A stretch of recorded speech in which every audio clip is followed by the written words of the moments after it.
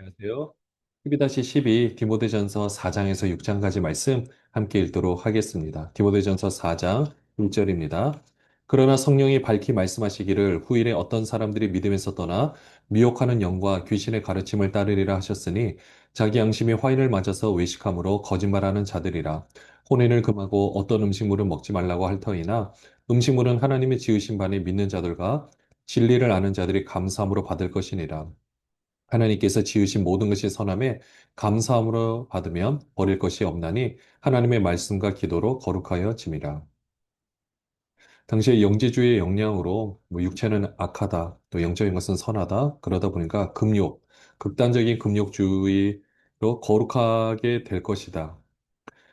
이렇게 생각하는 사람들이 있었죠. 이런 가르침들이 있었는데 중요한 거는 5절에 보시면 하나님의 말씀과 기도로 거룩하여지는 거죠. 음식 또한 하나님께서 만드셨기 때문에 다 음식 자체가 그걸 먹음으로 인해서 우리가 부정해지는 것이 아니라는 거죠.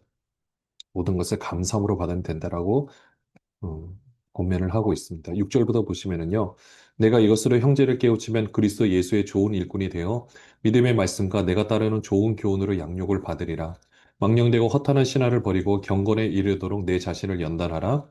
육체의 연단은 약간의 유익이 있으나 경건은 범사에 유익하니 금생과 내생의 약속이 있느니라. 미쁘다 이 말이여 모든 사람들이 받을 만하노다. 이를 위하여 우리가 수고하고 힘쓰는 것은 우리 소망을 살아계신 하나님께 두미니 곧 모든 사람 특히 믿는 자들의 구주시라. 너는 이것들을 명하고 가르치라. 누구든지 내 연수함을 없인 여기지 못하게 하고 오직 말과 행실과 사랑과 믿음과 정절에 있어서 믿는 자에게 본이 되어 내가 이를 때까지 읽는 것과 권하는 것과 가르치는 것에 전념하라. 내 속에 있는 은사 곧 장로회에서 안수받을 때에 예언을 통하여 받은 것을 가볍게 여기지 말며 이 모든 일에 전심전력하여 너의 성숙함을 모든 사람에게 나타내게 하라. 내가 네 자신과 가르침을 살펴 이 일을 계속하라. 이것을 행함으로 네 자신과 내게 듣는 자를 구원하리라. 잘못된 교리나 잘못된 신앙으로 제대로 된 믿음을 가지고 있지 못하는 사람들이 있는데요. 6절에 보시면 이것으로 형제를 깨우치면 그리스도 예수의 좋은 일꾼이 될 것이다. 그러니까 제대로 가르쳐서 그들의 생각을 바꿀 수 있으면 좋은 일꾼이 될 수 있다라는 것을 말씀해 주고 있습니다. 그러니까 사람의 생각으로 미리 다 제한할 것은 없고요. 잘못된 것이 있으면은 잘못된 것에 대해서 진리가 무엇인지, 바른 것이 무엇인지를 알려주라는 거죠. 근데 그 당시에는 보니까 7절에 보시면은 뭐 망령되고 허탄한 신하라든지 이렇게 끝없는 그 토론을 벌여야 되는 이런 이야기들이 있었죠. 그러니까 이런 것들을 버리고 무엇보다 경건에 이르러 내 자신을 연단하라는 겁니다. 육체 연단. 우리가 육체적으로 운동을 하고 우리 몸을 단련시켜도 당연히 훨씬 더 건강해지고 또 선수로서 우리가 몸을 잘 훈련시키면 좋은 성적을 거둘 수 있듯이 경건은 범사에 유익하다라는 거죠. 여기서 사는 삶뿐만 아니라 또 영원한 삶, 그 삶에서도 유익하다라는 것을 말씀하고 있습니다. 또 12절에 연수함을 없인 여기지 못하도록 말과 행실과 사랑과 믿음과 정절에 있어서 믿는 자에게 본이 되라는 거죠. 또 14절에 이렇게 안수받은 거를 이것을 가볍게 여기지 말고요. 무엇보다 15절에 보시면 성숙함을 모든 사람에게 나타내는 것. 네. 이렇게 하는 것이 결국 내 자신과 내게 듣는 자를 구원하리라. 내 영혼뿐만 아니라 나로 인해서 가르침을 받는 모든 사람들도 구원함을 받을 수 있기 때문에 그렇습니다. 디모데 전서 5장 1절입니다. 늙은이를 꾸짖지 말고 권하되 아버지에게 하듯하며 젊은이에게는 형제에게 하듯하고 늙은 여자에게는 어머니에게 하듯하며 젊은 여자에게는 온전히 깨끗함으로 자매에게 하듯하라. 참 과부인 과부를 존대하라. 만일 어떤 과부에게 자녀나 손자들이 있거든 그들로 먼저 자기 집에서 효를 행하여 부모에게 보답하기를 배우게 하라. 이것이 하나님 앞에 받으실 만한 것이니라. 참 과부로서 외로운 자는 하나님께 소망을 두어 주야로 항상 간구와 기도를 하거니와 향락을 좋아하는 자는 살았으나 죽었느니라. 내가 또한 이것을 명하여 그들로 책망받을 것이 없게 하라. 누구든지 자기 친족, 특히 자기 가족을 돌보지 아니하며 믿음을 배반한 자요. 불신자보다 더 악한 자니라. 과부로 명부에 올릴 자는 나이가 60이 덜 되지 아니하고 한 남편의 아내였던 자로서 선한 행실의 증거가 있어 혹은 자녀를 양육하며 혹은 나그네를 대접하며 혹은 성도들의 발을 씻으며 혹은 환난당한 자들을 구제하며 혹은 모든 선한 일을 행한 자라야 할 것이요 젊은 과부는 올리지 말지니 이는 정욕으로 그리스도를 배반할 때에 시집가고자 하매니 처음 믿음을 저버렸으므로 정죄를 받느니라. 또 그들은 게으름을 익혀 집집마다 돌아다니고 게으를 뿐 아니라 쓸데없는 말을 하여 일을 만들며 마땅히 아니할 말을 하나니 그러므로 젊은이는 시집가서 아이를 낳고 집을 다스리고 대저에게 비방할 기회를 조금도 주지 말기를 원하노라. 이미 사탄에게 돌아간 자들도 있도다. 만일 믿는 여자에게 과부 친척이 있거든 자기가 도와주고 교회가 짐지지 않게 하라. 이는 참 과부를 도와주게 하려 함이라. 잘 다스리는 장로들은 배나 존경할 자로 알되 말씀과 가르침을 수고하는 이들에게는 더욱 그리할 것이니라. 성경에 일렀으되 곡식을 밟아 떠는 소의 입에 망을 씌우지 말라 하였고 또 일꾼이 그 삭슬 받는 것은 마땅하다 하였느니라. 장로에 대한 고발은 두세 증인이 없으면 받지 말 것이요 범죄한 자들을 모든 사람 앞에서 꾸짖어 나머지 사람들도 두려워하게 하라.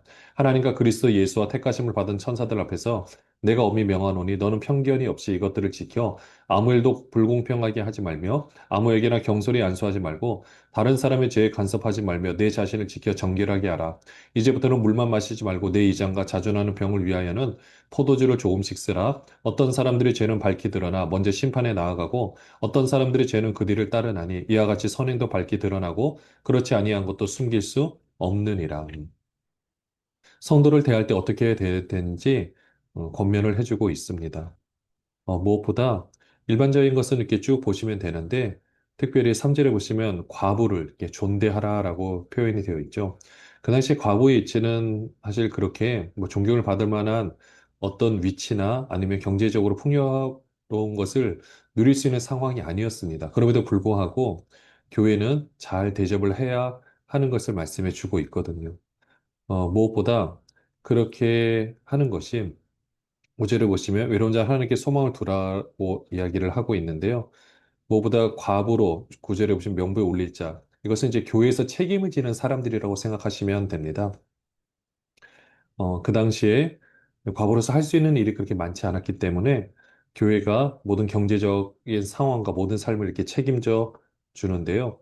근데 그 명부에 올릴 때 나이가 60이 덜 되지 아니하고 한 남편의 아내였던 자, 또 선한 행실의 증거가 있고 잘 섬기고 있는 그런 모습들이 있으면은 교회에서 책임지고 섬기는 것을 보게 됩니다. 가능하면 젊은 과부는 올리지 말라라고 했는데요. 왜냐? 결혼할 수 있으면 결혼하는 것이 더 낫다고 말하고 있기 때문에 그렇습니다. 그렇게 해주고요.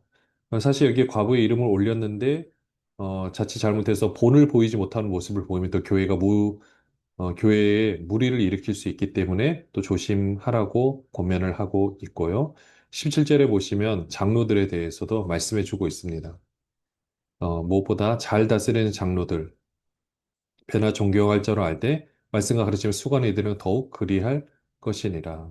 여기서 장로는 우리 장로님뿐만 아니라 목회자까지 다 포함되어 있죠.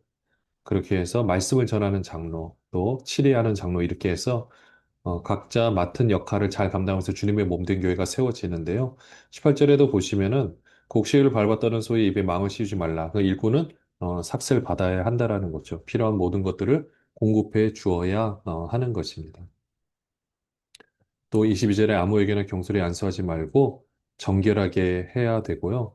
무엇보다 20절에 보시면 범죄한 자들 모든 사람 앞에서 꾸짖어 나머지 사람들을 두려워하게 하라. 치리하라는 건데 사실 요즘에 이게 참 쉽지는 않죠. 그러나 분명히 이 모습들은 필요합니다.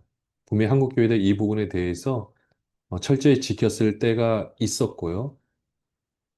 그로 인해서 더 아름답게 교회가 더 이렇게 성장해 갈 수 있었는데 이 부분도 우리가 다시 한번 생각해 봐야 될 문제이기도 합니다. 또 23절에 보시면 물만 마시지 말고 위장과 자존한 병을 위해서 포도주도 조금씩 쓰라고 이렇게 하고 있고요. 계속해서 목회적으로 권면을 해주고 있습니다. 디모데전서 6장 1절입니다. 물은 멍에 아래에 있는 종들은 자기 성전들을 범사에 마땅히 공경할 자로 알지니 이는 하나님의 이름과 교훈으로 비방을 받지 않게 하려 함이라. 믿는 상전에 있는 자들은 그 상전을 형제라고 가볍게 여기지 말고 더 잘 섬기게 하라. 이는 유익을 받는 자들이 믿는 자요 사랑을 받는 자임이라. 너는 이것들을 가르치고 권하라. 종들, 그 당시에는 종과 상전이 함께 예수를 믿는 경우가 있었습니다. 한 교회 같이 출석하는 거예요. 그럼에도 불구하고 종은요, 상전을 잘 섬겨야 하는 겁니다.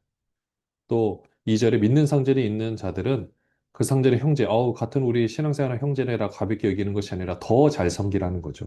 3절부터 보시면요. 누구든지 다른 교훈을 하며 바른 말, 곧 우리 주 예수 그리스도의 말씀과 경건에 관한 교훈을 따르지 아니하면 그는 교만하여 아무것도 알지 못하고 변론과 언쟁을 좋아하는 자니 이로써 투기와 분쟁과 비방과 악한 생각이 나며 마음이 부패하여지고 진리를 잃어버려 경건을 이익의 방도로 생각하는 자들의 다툼이 일어나느니라.